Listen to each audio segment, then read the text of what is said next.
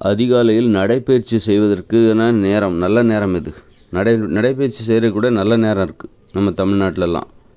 எப்படின்னா, நல்ல நேரம் கெட்ட நேரம் பார்க்கணும். அதிகாலையில் ஒரு 4:30 அல்லது 5 மணிக்கு எல்லோரும் தூங்கிட்டு இருப்பாங்க, இருட்டாக இருக்கும். 5 மணிக்கு நீங்கள் நடைப்பயிற்சி செஞ்சிங்கன்னா சாலையில் வாகனங்கள்லாம் அதிகமாக வராது. ஏதோ 1, 2 அபூர்வமாக தான் வரும். அரிதாகத்தான் சாலைகளில் வாகனங்கள் வரும். இது நான் நகர்ப்புறங்களில் சொல்கிறேன். கிராமப்புறங்கள்லேயும் அப்படி தான் சொல்கிறேன். ஏன்னா இங்கே சாலைகளில் நம்ம நடைப்பயிற்சி போக முடியல. வாகனங்கள் வந்து போயிட்டுருக்கு. பாதுகாப்பு இல்லை, என்ன வேணாலும் நடக்கலாம். அதனாலே வீட்டை விட்டு வெளியே வரைக்கும் இங்கே சாலைகள்லாம் பாதுகாப்பே கிடையாது. நடந்து செல்பவர்களுக்கு இங்கே பாதுகாப்பே கிடையாது. அதனால் வாகனங்கள் நம்ம மேலே மோதி விபத்து ஏற்படுத்தி நமக்கு ஏதாவது ஆவதற்கு, படுகாயம் அடைவதற்கோ அல்லது உயிரிழப்பு ஏற்படுவதற்கோ நிறைய வாய்ப்பு இருக்குது.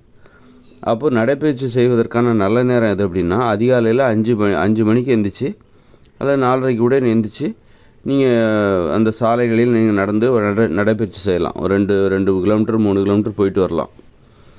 ஏன்னா அதுதான் நல்ல நேரம். அப்போ தான் உங்களுக்கு வாகனங்கள்லாம் ரொம்ப 1, 2 தான் வரும். அப்போ உங்களுக்கு பாதுகாப்பு அதிகம். அப்போ நடைப்பயிற்சி செய்வதற்கான நல்ல நேரம் எது அப்படின்னா, அதிகாலையில் ஒரு 4:45க்கு மேலே, 4:30க்கு மேலே, 5 மணிக்கு மேலே, ஒரு 5:30க்கு உள்ள, 5:30க்கு மேலே போயிடக்கூடாது. வாகனங்கள் நிறைய வர ஆரம்பிச்சிடும். அப்போ நல்ல நேரம் கெட்ட நேரம் ஸ்டார்ட் ஆகிடும். நல்ல நேரம் அவர் நடைப்பயிற்சி செய்யணுன்னா, தமிழ்நாட்டை பொறுத்தளவில் நடைப்பயிற்சி செய்வதற்கு ஒரு 4:30லேருந்து 5:30க்குள்ளே தான் நல்ல நேரமே இருக்குது. இந்த நேரத்தில் நீங்கள் நடைப்பயிற்சி செஞ்சிங்கன்னா காலையில் உங்களுக்கு பாதுகாப்பு. அதுக்கு மேலே 5:30க்கு மேலே கெட்ட நேரம் ஸ்டார்ட் ஆகிடுது. நிறைய வாகனங்கள் வர ஆரம்பிச்சிடும். அப்போ நீங்கள் நடைப்பயிற்சி செய்யக்கூடாது. நடைப்பயிற்சி செஞ்சிங்கன்னா உங்களுக்கு உயிருக்கான பாதுகாப்பு ரொம்பவும் குறைவாக இருக்குது. விபத்து ஏற்பட்டு படுகாயம் அடைவதற்கோ அல்லது உயிரிழப்பு ஏற்படுவதற்கோ அதிக வாய்ப்பு இருக்குது. இதுதான் நல்ல நேரம் கெட்ட நேரம். நல்ல நேரத்தை இப்படி தான் கணிக்கணும். நல்ல நேரம் கெட்ட நேரங்கிறது இப்படி தான். எந்த நேரத்தில் ஒருத்தர்கிட்ட உதவி கேட்க போகிறீங்க, எந்த நேரத்தில் அவருடைய மனநிலை எப்படி இருக்கும். மத்தியானம் சூடாக இருப்பார், அல்லது சாயந்தரம் ஆனால் எல்லா வேலையும் கொஞ்சம் கூலாக இருப்பார். இந்த நேரத்தில் போனால் அவர்கிட்ட உதவி கேட்கலாம். அப்படி ஒருத்தருடைய மனநிலை ஒரு நேரத்தில் எப்படி இருக்கும், அவங்க மனநிலை எப்படி வேணாலும் இருக்கலாம். ஆனால் நம்ம அறிவுக்கு உட்பட்டபடி அவங்கள நம்ம யூகிக்க தெரிஞ்சிருக்கணும், கணிக்க தெரிஞ்சிருக்கணும்.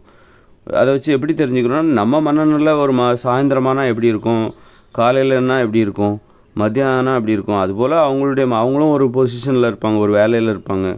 அவங்ககிட்ட போய் ஒரு உதவி கேட்க போகிறோம். அவங்க காலையில் எப்படி இருப்பாங்க, மத்தியானம் எப்படி இருப்பாங்க, அவங்களோட கேரக்டர் என்ன, அதுக்கு தகுந்த மாதிரி. இல்லை ஒருத்தர் ரொம்ப எப்போ போனாலும் நல்லாவே பதில் சொல்வார் அப்படின்னா எப்போ வேணாலும் போகலாம். அவரை போய் சந்திப்பதற்கு எல்லா நேரமே நல்ல நேரம் தான். சில பெரிய பதவியில் இருப்பாங்க, ரொம்ப கோபக்காரங்களாக இருப்பாங்க. அப்போ அவங்ககிட்ட உதவி கேட்க போகும்போது, அல்லது அப்போது ஏதோ ஒரு உதவி கேட்க போகும்போது நல்ல நேரம் கெட்ட நேரம் பார்க்கணும். நல்ல நேரங்கிறது எது, அவருடைய மனநிலை எப்படி இருக்கும், சாயந்தரமானால் எப்படி இருக்கும், காலையில் ஆனால் எப்படி இருக்கும், மத்தியானம் எப்படி இருக்கும். காலையில் போனால் அப்போ தான் வேலை நேரம் ஆரம்பிக்குது. அப்போ கொஞ்சம் அவர் கோபம் குறைவாக தான் இருக்கும், அல்லது சூடாக இருக்க மாட்டார். அப்போ போய் அவர்கிட்ட உதவி கேட்கலாம். அப்படிங்கும்போது இதுதான் நல்ல நேரங்கிறது. மத்தியானம்னா ரொம்ப கோபமாக இருக்க அதிக வாய்ப்பு இருக்குது, வேலைப்பளு அதிகமாக இருக்கும். அந்த நேரத்தில் மத்தியானம் போனால் அவருடைய மனநிலை எப்படி இருக்குன்னே நம்மளால் சொல்ல முடியாது. வேலைப்பளு அதிகமாக இருக்கும். அப்போ நம்ம அவர்கிட்ட ஒரு உதவி கேட்க போனால் அவர் டென்ஷனாக இருக்கும். அதனால் அவருடைய மனநிலையை நமக்கு எப்படி, நம்ம கேட்குற உதவிக்கு சாதகமாக எப்போ அவர் பதில் சொல்லுவார், கொஞ்சம் கோவப்படாமல் டென்ஷன் ஆகாமல் நமக்கு உதவி செய்வதற்கு ஏற்ற நேரம் எதுவாக இருக்கும் அப்படின்னு நம்ம யூகிக்கணும். அது நம்முடைய கடமை. அதுதான் நல்ல நேரங்கிறது. எந்த நேரத்தில் போனால் அவர் நமக்கு நல்ல பதில் சொல்லுவார், உதவி செய்வார் அப்படின்னு சொல்லிட்டு அந்த நேரத்தை யூகிக்கிறோம்ல, இந்த நேரத்தில் போகலாம், அதுதான் நல்ல நேரம். மத்தியானம் வேண்டாம், கொஞ்சம் கோபமாக இருப்பார், வேலை நேரம் அதிகமாக இருக்கும், பரபரப்பாக இருப்பார். அப்போ மத்தியானம் போனால் அது கெட்ட நேரம். இப்படி தான் நல்ல நேரம் கெட்ட நேரம் கணிக்கணும். அதனால் நல்ல நேரம் கெட்ட நேரத்தை காலண்டரில் பார்க்கக்கூடாது. நிஜமாகவே நல்ல நேரம் இது, கெட்ட நேரம் இது அப்படின்னு நம்ம பார்க்கணும். அது மாதிரி இப்போ இரவு நேரத்தில் தூங்கணுமா, சீக்கிரமாக தூங்கணும், நல்ல நேரத்தில் எழுந்திருக்கணும். நல்ல நேரம் பார்த்து எழுந்திருக்கணும்னா அதிகாலையில் எழுந்திருக்கணும். அதிகாலையில் நீங்கள் காலைல 6 மணிக்கெல்லாம் எழுந்திரிச்சிங்கன்னா அது கெட்ட நேரம். அதுவே ஒரு 5 மணிக்கு எழுந்திருக்கிறீங்க, இன்னும் 4 மணிக்கு எழுந்துச்சிங்கன்னா நல்ல நேரம், ரொம்ப நல்ல நேரம். அன்றைக்கி நாளே நல்லாயிடும். அந்த நல்ல நேரத்தில் எழுந்திங்கன்னா அன்றைய நாளே நல்லாயிருக்கும். அதிகாலையில் ஒரு 4 மணிக்கு எழுந்திருந்தீங்கன்னா எழுந்து உங்கள் வேலையெல்லாம் பார்க்குறீங்க, அது ரொம்ப நல்ல நேரம். அப்படி எழுந்திங்கன்னா அன்றைய நாள் ஃபுல்லாகவே நல்லாயிருக்கும். அப்படி தினமும் அந்த நல்ல நேரத்தில் அந்த நல்ல நேரம் என்றைக்கும் மாறாது. ஒரு நாளைக்கு ஒன்று, ஒரு நாளைக்கு வேறு மாதிரி அப்படிலாம் கிடையாது. தினமும் 4 மணிக்கு எழுந்திங்கன்னா நல்ல நேரம் தான். அப்படி இருந்தால் உங்கள் வாழ்க்கையே நல்லாயிருக்கும். அதுவே நீங்கள் 6 மணிக்கு எழுந்தீங்கன்னு வச்சுக்கோங்க, காலைல 6 மணிக்கு, அப்போது ரொம்ப உங்களுக்கு வந்து அது நல்ல நேரமே கிடையாது. காலைல 6 மணிக்கு எழுந்திருக்கிறது, அப்போது உங்களுக்கு நல்லதே நடக்காது. நல்லது ரொம்ப ரொம்ப குறைவாக தான் நடக்கும். நல்லது நடக்குன்னு எதிர்பார்க்காதீங்க. அப்போ நல்ல நேரத்தில் நீங்கள் முழிக்கணும் அப்படின்னா காலையில் எப்போதுமே கேலண்டர்லாம் பார்க்கவே தேவையில்ல, எப்போதுமே 4 மணிக்கு எழுந்துருங்க. உங்கள் வாழ்க்கை நல்ல நேரம் தான். அன்றைக்கி 4 மணிக்கு எழுந்தீங்கன்னா உங்கள் வாழ்க்கையில் பெரும்பாலான நாட்கள் மகிழ்ச்சியாகவே இருக்கும். அது உறுதியாக சொல்லலாம். எல்லா வேலையும் முன்கூட்டியே முடிச்சிருவீங்க. நிறைய நேரம் ஃப்ரீயாக கிடைக்கும். அதில் வந்து ஜாலியாக ஏதாவது பேசுகிறது, நண்பர்கள்ட்ட குடும்பத்தோடு நேரத்தை கழிப்பது, இப்படி ஜாலியாக இருப்பதற்கு ஒரு மகிழ்ச்சியான வாழ்க்கைக்கு அதிகாலையில் 4 மணிக்கு அந்த நல்ல நேரத்தில் நீங்கள் எழுந்திருக்கணும். இதுதான் நல்ல நேரம், கெட்ட நேரன்றது. கெட்ட நேரத்தில் எழுந்தீங்கன்னா உங்கள் வாழ்க்கையில் மகிழ்ச்சிக்கு ரொம்ப ரொம்ப குறைவு. காலைல 6 மணிக்கு மேலாம் எழுந்தீங்கன்னு வச்சுக்கோங்க, அது கெட்ட நேரம். 7 மணிக்கு எழுந்திருப்பாங்க, அது ரொம்ப கெட்ட நேரம். அது வாழ்க்கையே நல்லா இருக்காது, நாசமாக போயிடும், வாழ்க்கையே வீணாக போயிடும். இதுதான் நல்ல நேரம் கெட்ட நேரங்கிறது. ஜாதகத்தை பார்த்து அது எல்லாமே பொய், அது உண்மையா பொய்யா அந்த ஆராய்ச்சியே நமக்கு தேவையில்லை. அது தூக்கி குப்பை தொட்டியில் போட்டுடலாம். அந்த ஆராய்ச்சியே தேவையில்லை நமக்கு. தேவையில்லாத ஆராய்ச்சி, நேரம்லாம் வேஸ்ட்டு. தேவையில்லாத சிந்தனை, அது அப்படியெல்லாம் சிந்திக்கிறது. ராசி, கன்னி ராசி, பன்னி ராசி, அப்புறம் சிம்மம், இப்படியெல்லாம் சொல்கிறது, செவ்வாய் தோஷம், இப்படியெல்லாம் சொல்கிறது இருக்குல்ல, நல்ல நேரம் கெட்ட நேரம், ராகு காலம், மாகு காலம், பாகு காலம்லாம் சொல்கிறது இருக்குல்ல, அது வந்து உண்மையாக போய் அந்த ஆராய்ச்சியே நமக்கு தேவையில்லை.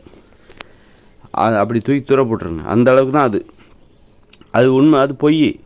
எது தவிர்க்கவே முடியாதுன்னு நம்ம முன்னாடி நிற்கும். இதை நம்ம தவிர்க்கவே முடியாது. ஏன்னா பல பேர் உலகத்தில் பல கோடிக்கணக்கான பேர் ஜாதகம் பார்க்காம தான் வாழ்ந்துட்டுருக்காங்க.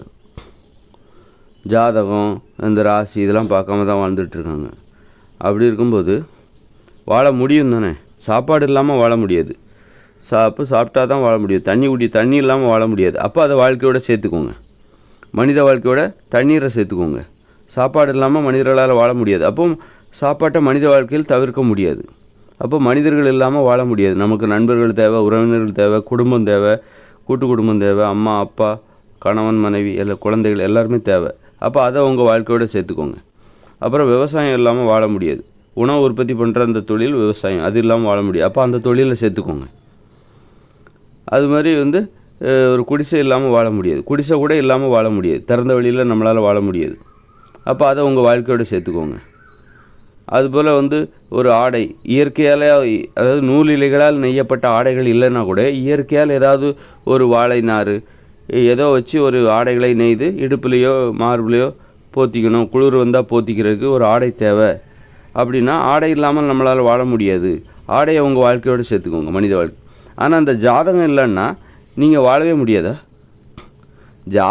ஜாதகங்கிறது அது என்னங்கிறது கூட அதிக அறிவு இல்லாமல் நான் இன்னைய வரைக்கும் வாழ்ந்துட்டு தானே இருக்கிறேன். ஜாதகம்னா என்னென்னே தெரியாத அளவுக்கு பல கோடிக்கணக்கான பேர் வாழ்கிறாங்கல்ல, வாழ முடியுதில்ல. ஆனால் தண்ணி குடிக்காமல் வாழ முடியுமா? வாழ முடியாது. சாப்பிடாமல் வாழ முடியுமா? வாழ முடியாது. குடும்பம் இல்லாமல், அம்மா அப்பா இல்லாமல், கணவன் மனைவி இல்லாமல் வாழ முடியுமா? வாழ முடியாது. அப்போ அது நமக்கு தேவை. யாரோ 1-2 பேர் ப்ரூவ் பண்ணுவாங்க நான் தனியாக வாழ்கிறேன், அது கிடையாது. பெரும்பான்மையான மக்கள் எது இல்லைன்னா வாழ முடியாதோ அதுதான் நம்ம ஏற்றுக்கணும். ஓரிருவர் செய்கிற முயற்சிகளெல்லாம் நம்ம பொதுவான எல்லா மக்களுக்கும் பொதுவானதாக மாற்ற முடியாது. அதனால் ஜாதகம் இல்லாமல் எல்லாராலையும் உயிர் வாழ முடியும். ஜாதகங்களை எழுத படிக்கவே தெரியாமல் இந்த பழங்குடி மக்கள்லாம் இருக்காங்க, அவங்களுக்கு ஜாதகம்னா என்னென்னு தெரியாது. அதனால் ஜாதகம்லாம் வந்து மூட நம்பிக்கை. அது இல்லாமல் நம்மளால் வாழ முடியும். அது நமக்கு தேவையில்லை.